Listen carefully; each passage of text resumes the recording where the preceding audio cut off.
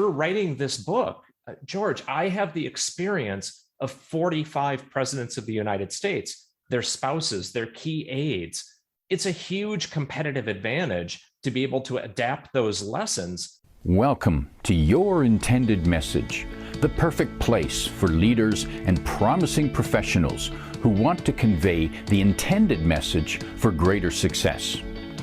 Every week, we interview experts who address the challenges and best practices to deliver your message effectively.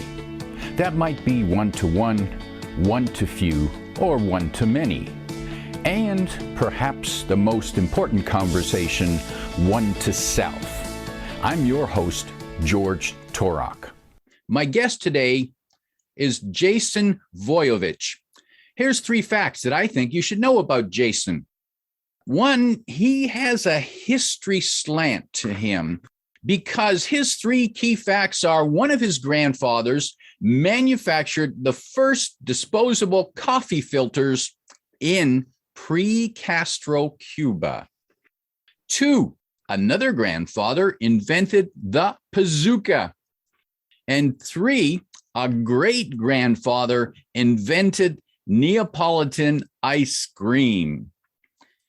The conclusion that you might draw from these facts is that he was destined to invent the first disposable ice cream grenade launcher, but the ice cream keeps melting. Jason Voiovich, welcome to Your Intended Message. Thank you so much, George. I am excited to be here. I can't wait to talk with people about storytelling in a historical context, of course, but as you could probably guess from that introduction, I am a natural born storyteller and I love it. It's the way people learn and it's the way people make sense of their world. And it just couldn't be more appropriate for for people to think about how your intended message isn't necessarily what people will hear or what people will remember, and how do we use stories to help make sure that they get the message you want them to get. Now, Jason, it's worth noting that you have a 25-year experience in the world of marketing, where you've launched dozens of products and services, but you've managed to blend. You've got an amalgam of your perspective is marketing, storytelling, and history, and you somehow blend them all together and come out with your unique perspective. Why is it that you see those 3 areas fitting together so well? I think for me in my career, and maybe like others, I viewed studying history and learning about stories. There's that old saying that there's nothing new under the sun. And that if I want to know how to handle a problem I'm facing in product development or in marketing or communications or storytelling, whatever the case may be, there is a wealth of knowledge and experience that people have already had that experience, or they've had something like it in the past. What can I do? How can I learn from people who have came before us? Now, the trick, of course, in adapting history is history doesn't repeat itself. That's a myth, but history rhymes. And what you can understand about that is if you have a problem today in your business or in communicating with a particular audience or even a friend or a spouse, people have had to solve a version of that challenge before. And if you can read carefully and you can really internalize the lessons of history, you can use it as your own superpower. You get the experience, not just your experience, but through writing this book, George, I have the experience of 45 presidents of the United States, their spouses, their key aides. It's a huge competitive advantage to be able to adapt those lessons to the challenges I face today. So it gives me a leg up. And the great part about that is anyone can have that. Anyone can go back and they can carefully read history, read the stories, really enjoy them, and be able to apply those to things that are happening right now in your business or your life. And the book that we're talking about is your latest book. It's called Marketer in Chief: How Each President Sold the American, wait for it, idea, not dream, idea.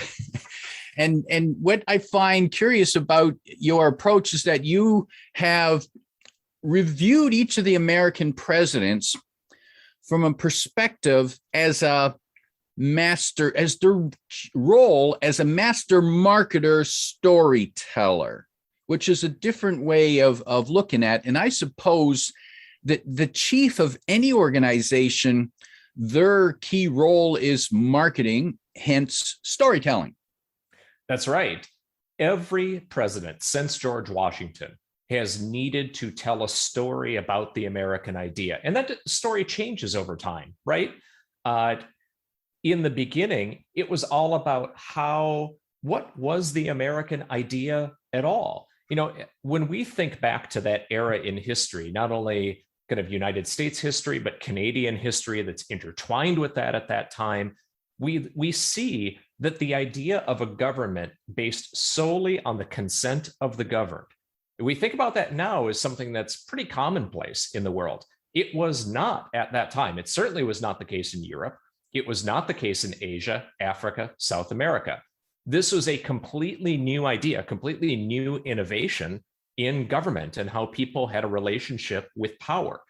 So at that time, if you think about just like any new product coming into the market, you almost had to teach people what that meant.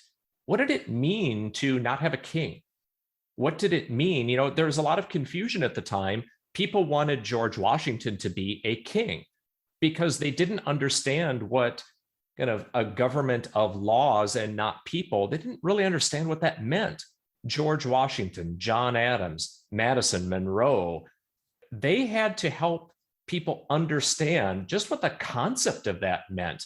Whereas a Jimmy Carter or a Ronald Reagan or a George H.W. Bush didn't face that same challenge, but they sure still needed to be storytellers.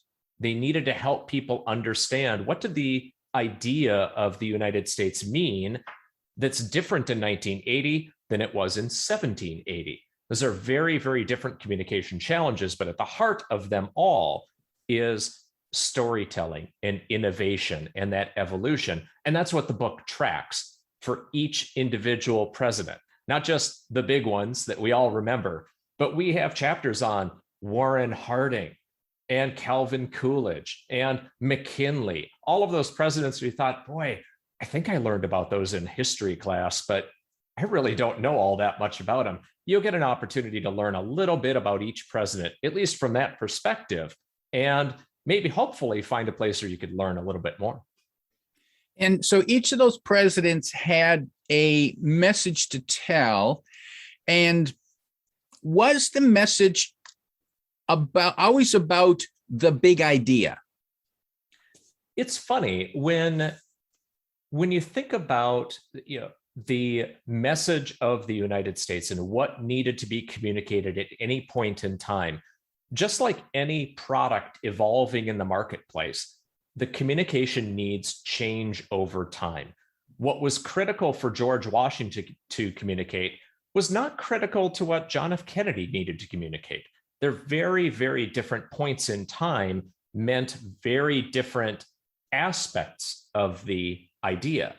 One of the stories I find the most interesting personally, because of the storytelling aspect of it, is the chapter that I wrote on James Madison. And the center of that story was the War of 1812. And we read about, if we read about this, the War of 1812 at all, and many times we don't, we go right from the Revolutionary War in American history to the Civil War, and we kind of skip over the stuff in the middle. What was fascinating, though, about the War of 1812 is the four major participants in the war: the United States, Great Britain, Canada, and the indigenous nations, in Canada, what you folks call the First Nations, all had a different perspective. They all looked at the experience, all of the facts of the War of 1812, created four unique stories about their experience in the War of 1812, and made completely different decisions as they move forward based on those stories, not based on the actual facts on the ground. What was so fascinating to me, George, is that you could take a look at the same thing from 4 unique perspectives and come up with 4 very different outcomes based on that. It was one of the most fascinating chapters in the entire book. I'm glad it's up near the front. And that probably reminds us of when take a court case where you've got half a dozen witnesses who all saw the same thing happen, but all have half a dozen versions of what they saw, and each of them is right in their own mind. Right. There's I think one of the biggest takeaways for a business communicator audience is that we need to separate ourselves from the facts and the stories people tell about the facts. This isn't an excuse to lie to people. That's not it. That's not what we're talking about. But our minds are too limited to take in all of the facts of a circumstance. Even in the example you stated, George, where there could be someone saw a car accident on the corner, there could be thousands of individual little data points that are coming in. Our senses just simply cannot process all of that information at once. It's impossible for us.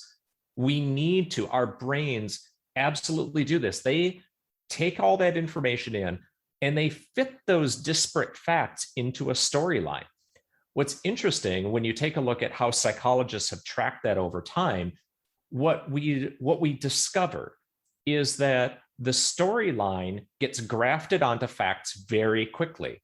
And once it does, other facts get filled in along the way, even facts that weren't part of the original data set. Our brains make up the facts to help close the gaps in the storyline as we go. It's a powerful tool that you can take advantage of, where many business owners think, well, I don't have all the facts lined up. I don't have all the pieces to connect every part. Here's the thing. The trick is that if you get the story arc right, people will fill in the gaps on their own. It needs to be a compelling story. Once you have a compelling and memorable story, people will take care of a lot of the heavy lifting on their own. Their brains will do it automatically.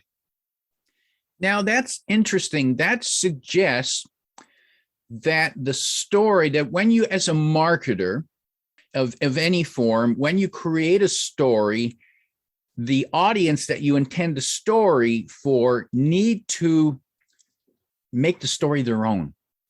That's right. I think when part of the skill of a communicator and a storyteller is to understand who you're talking to. You can get a sense for what their shared ideas, their shared perspectives, their shared way of looking at the world, facts they may have in common. A very simple example.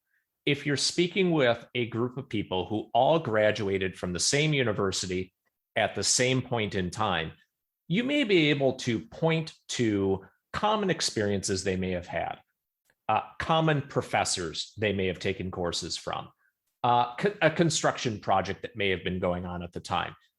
You can touch on those facts and understand that you don't need to provide all the details of that construction project. You just need to hint that it played some role in the story.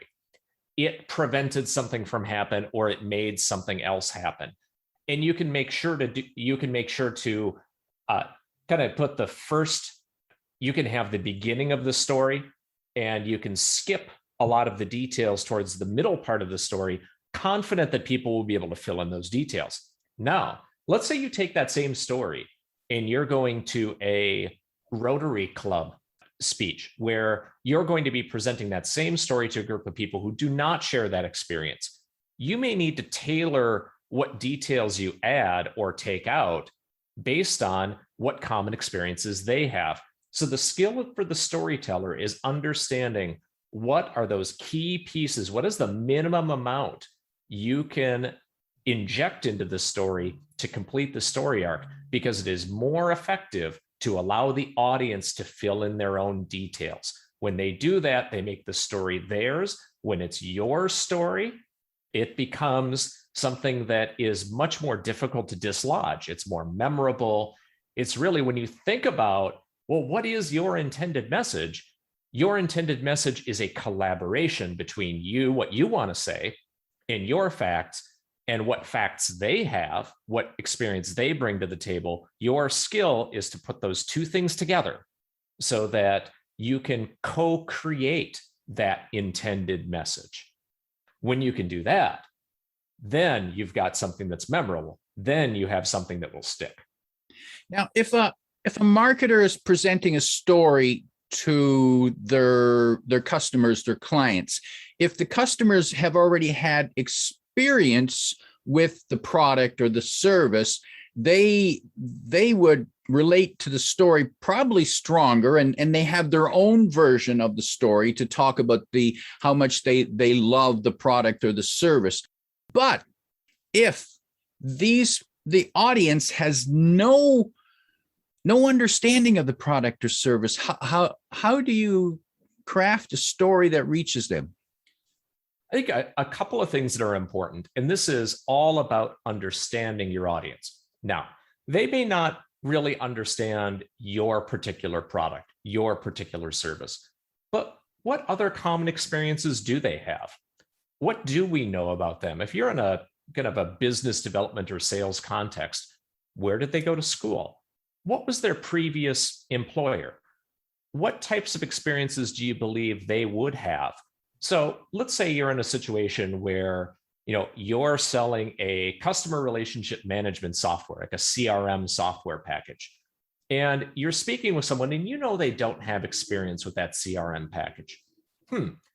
Have they had experience with other CRM packages? How about other marketing automation products? Maybe nothing like that. So they haven't done anything like that before. They're new to the business. Well, what are CRM systems like? Well, they could be like day planners. They could be like, ERP systems, enterprise resource planning systems for more operations focused people. Your job as a storyteller is to be able to discover how to relate what you're talking about to the experiences they have, to kind of try to bring them along with you. Now, obviously, making sure that, hey, if they've got an experience of something that only has kind of light similarity to what you're talking about, you need to make sure that you're bridging that gap for folks. You can rely on a certain amount of information they may have. If it's another competing CRM system, okay, here's what I know about that one.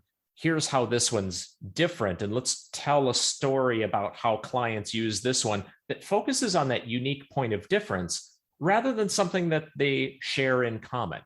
Because you can rely on a certain base level of knowledge, and then you focus your storytelling on the details that may be different. Again, a key way to help people really drive that is you absolutely must understand where they're coming from, what their experiences are, to be able to bring those together. You go in cold and you're just guessing. In the movies, which are all about storytelling, can we take lessons from those stories? Can we learn from a Lord of the Rings? And is there something we can learn from those fantasy stories that can help us in our marketing stories? The short answer is absolutely. When we think about storytelling, and we think about, a lot of people think about the most recent movies that they've watched. They might have watched one of the Marvel Cinematic Universe movies. They may enjoy The Godfather. They may enjoy Catcher in the Rye. They may enjoy Mary Shelley's Frankenstein. Whatever the case may be, those stories tend to have a few common characteristics, right? They don't have all the details, all the backstory. They allude to things. They kind of hearken back to things that happened in the past, but they don't dwell on that. If you notice that any of the backstory in some of those movies is very brief. You mentioned Lord of the Rings. In that film, at the beginning, there's about an 8 or 9 minute sequence up front where it talked about kind of Lord Sauron and what happened before, but it didn't dwell on that. Very quickly, you opened with Frodo in the Shire, and that happened right away. Now, in your own story in a business context, you can allude to the backstory. You can tell a little story about that to set up the conflict that you're going to be talking about later, but that's got to happen fast. People aren't going to have that patience for a prequel. Most prequels aren't really all that successful, and there's a reason they're not. People like the story, they don't like the backstory. But think about that. Each story has a story arc. It's got a beginning, a middle, and an end. There are heroes, there are villains in the story. There's a conflict in the story that must be resolved. If you think about it, you graft that onto any movie you've watched, any book you love, every time, Lord of the Rings. Let's continue with that example for a little while. If you think about, does it have a beginning, middle, and end? Well, they made 3 movies. So yeah, it's got a pretty good beginning, middle, and end, but each movie had a beginning, middle, and end. Okay? There were heroes and villains in the movie. Okay? The heroes we want to make sure are very well defined, and we go into a lot of detail to really understand them. The hero, unless it's an anti-hero that we want to learn more about, can be a bit more of a caricature of that villain. Okay? We want to really understand, because we are putting ourselves in the place of the hero and we are fighting against the villain. We only need to understand so much about the villain and the villain's motivations. But again, we saw that in the Lord of the Rings. Of course, Sauron, the villain, and the red eye in the tower was there throughout the entire series. So we saw a reminder of that villain. But did we know a whole lot about Sauron? Not really. But we really deeply understood the fellowship and those members and all those related characters. We really understood that. Again, beginning, middle, and end, heroes and villains, and conflict. There's some sort of conflict. The ring needed to be returned. Ideally, you would have gotten on one of those big eagles and flown right there in the beginning. But they didn't do that because that would have made a much shorter movie. Here's the thing. In your business, I remember early in my career, it was a networking equipment products manufacturer. And they had a story arc. They were doing routers, and their big competition was Cisco. And it was all about Cisco was the villain. They were the hero, and they had a beginning, middle, and end to the story. And they were still in the middle. They were still in the conflict of the story, where they were trying to defeat Cisco in terms of how they were so well entrenched with IT managers. And their challenge was, how were they going to do that? So every time they won a bid from Cisco, they celebrated that win as a win in the battle, but they were still in the war against Cisco. So again, it's not that Cisco was bad or evil or Sauron, but they really made their competitor was the one to beat. Now, is that a little bit of an old school way to look at things? You bet. Sure, it could be. There are a lot of different types of stories. I think from a business owner's perspective, you need to think, what kind of story arc makes sense? Is it a story arc where 2 people kind of come together and find each other and collaborate to some greater end? Perfect. There are a lot of Disney stories that are great like that. Or is it a story where there is overcoming an obstacle, like a hero's journey? Well, if you think about what movies speak to you, and which ones do you remember? What is your business problem like in terms of a movie? What if your business problem was a movie or a book? What book would it be? What movie would it be? And then take out the names and put your names in there and see how well it fits. It'd be a great way, kind of a great shorthand way, because most of us are not novelists. We need a little help.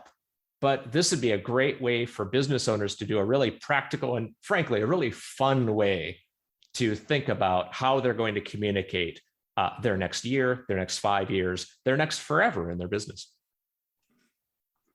Other than promoting your product, your service to the marketplace, it occurred to me that storytelling might be a valuable technique for team leaders to use in their team meetings, when they're meeting with their team, whether it's the weekly meeting or the monthly meeting, but to have a story to tell to get their message across so that it sticks with people.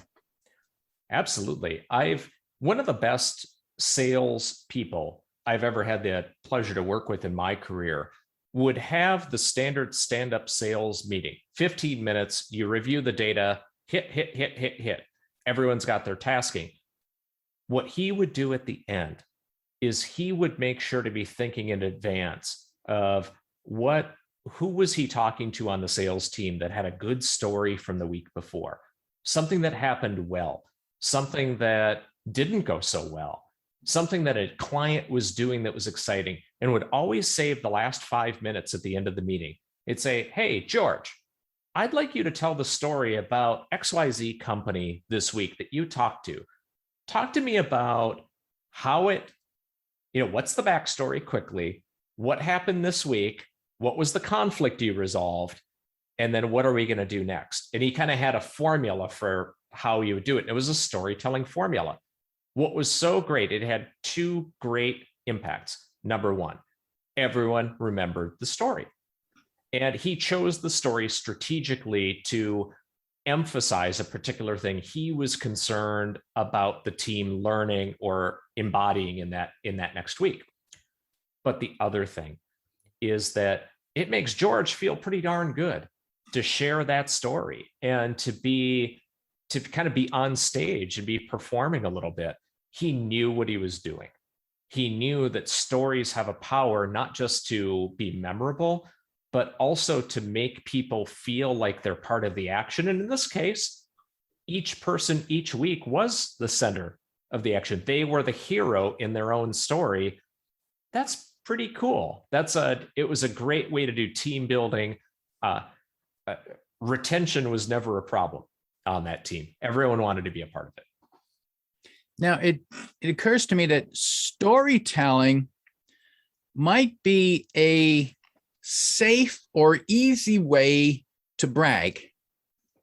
You bet.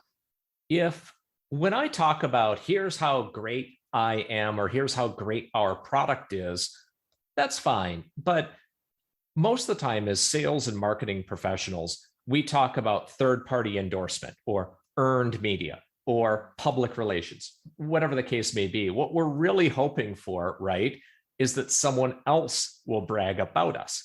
Okay. But we don't always have that luxury, to kind of wait for that to happen. You're not in control of that story anymore. If it's truly earned media, that means the media will have a say in how they tell that story. And they might not tell it exactly the way you'd like them to tell it. Storytelling is a way that we can make sure to have control over that narrative. And it puts, especially if we put someone else, we put our customer, we put our product user at the hero of that story. How did they use our software to accomplish something that they needed? How did they, using our product, help make their life better? We put them at the center of the story. And then we can kind of brag a little bit, but it's not us. The real hero of the story is our customer. And we put them on the pedestal, yet we're still telling their story. I think that's what a lot of businesses get wrong about case studies. And when they write case studies, they're writing case studies from their perspective. They're writing case studies about what was the problem we faced? How did we solve it? What happened after for us? And sometimes at the end, they might have a little quote about what it meant for the customer. I would suggest you completely throw out that idea and instead think about it completely. Make the customer the hero of your case study. Talk about yourself a lot less in that context, and your story will be more effective. If there's a hero in the story, does that mean that there always needs to be a villain? That's a great question. Sometimes the villain is what makes a good story is that the conflict in the story. The villain doesn't have to be personified. The villain can be the circumstances. The villain can be a misunderstanding. One thing I remember many of us remember the story of Sully. Captain Sullenberger. He landed the plane. They hit a goose. I think it was a goose, some sort of big bird, on takeoff out of New York. had to land in the Hudson, and he was able to kind of save everybody on the plane. Quick thinking, the whole deal. Wonderful story, really great film. The villain in the story, who's the villain? Well, the villain's not the goose. I mean, poor thing, kind of an innocent bystander. A bad day for the goose. Is the villain the aircraft that was damaged? Not really. The villain really was the circumstance that the captain and the flight attendants and the co-pilot, they all needed to overcome this challenge. The villain was the circumstance. When you look at the movie, Tom Hanks was in this movie, as I recall.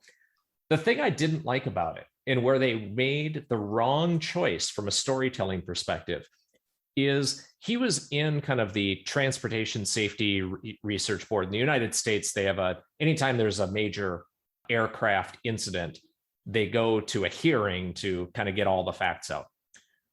They made the investigators into the villain.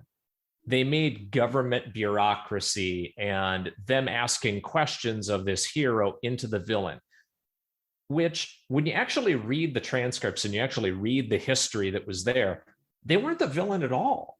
What the filmmakers made the mistake of doing is assuming that the villain needed to be a person, when in reality, the villain was simply the circumstance. And it was enough that he overcame that he overcame that challenge. He didn't need the government bureaucrat being bad in that story. It was an unnecessary part of the story. And frankly, it made it a not very successful movie because it didn't fit. Most people couldn't tell you why it seemed off. It's because there were two villains in the story and you only needed one. In your book, Marketer in Chief, you look at the role of each president as a chief marketer and chief storyteller. Did some of them use the concept of conflict and enemy villain better than others? Absolutely. When you think about who were the most successful presidents and who were the least successful presidents, it's very often you can graft their ability to tell a story onto their ability to be a successful leader. Some of the most successful are the ones that are obvious. Abraham Lincoln was not just an excellent storyteller, he was an excellent joke teller. And that's a unique type of story that is different than kind of the hero's journey. There's a unique formula in how to tell a joke properly. And Abraham Lincoln, most people don't know this, was an absolute master of that particular art. And I break down his joke telling skill in that chapter, in chapter 16. Fantastic. But it doesn't have to be that. Teddy Roosevelt, for instance, the enemy was sustainability, the issues with sustainability in creating the National Park Service and creating places for the natural world to exist outside of other interests.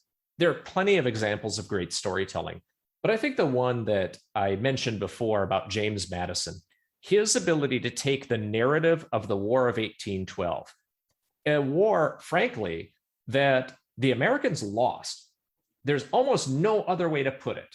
The British decided they were done with Napoleon and they didn't need him anymore, so they just got up and left. The Canadians at the time, they didn't really call themselves Canadians at that time. They did afterwards, because when they worked together, they beat the crap out of the Americans in almost every engagement. It was just embarrassing. Okay? The First Nations, Tenskwatawa, Tecumseh, the leaders of the Iroquois Confederacy, were the most brilliant tacticians on the battlefield, no question about it. The Americans, if you were to rank 1, 2, 3, and 4, the Americans were at the bottom line, the worst performers in that conflict. But that's not how James Madison spun it. He was able to create the hero image of Andrew Jackson from a military perspective. William Henry Harrison as a successful general. A few successful naval engagements on the Great Lakes.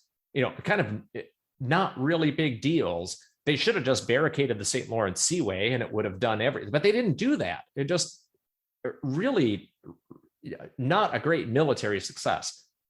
He was able to create John Quincy Adams as the negotiator of the Treaty of Ghent. So when you think about the heroes he was able to create in this story of we won this war as a United States of America, not a United States of America. He was able to put that together and create more of a unified nation versus 13 colonies, because before Madison, James Madison, if you were to ask people what they were, they would have said, I'm a Virginian, I'm from Massachusetts, or I'm a Georgian. They wouldn't have said they're an American. After Madison, they would say they're Americans, and Canadians would say they're Canadians, which was a fascinating way to think about how to turn an utter disaster into a success. Stories can do that. I just love when you admit that we beat your ass. Yeah, no, it's hard to anyone who reads that. And I've read plenty of histories, and there are plenty of battles here and there where, okay, the Americans scored a good tactical point here and there, but it's hard when the British burned down the Capitol and the Americans were thrown back across the river to Detroit, to Chicago, at almost every turn. How do you call that a win? It's better to just understand and respect how powerful the storyline is in creating this narrative that we won.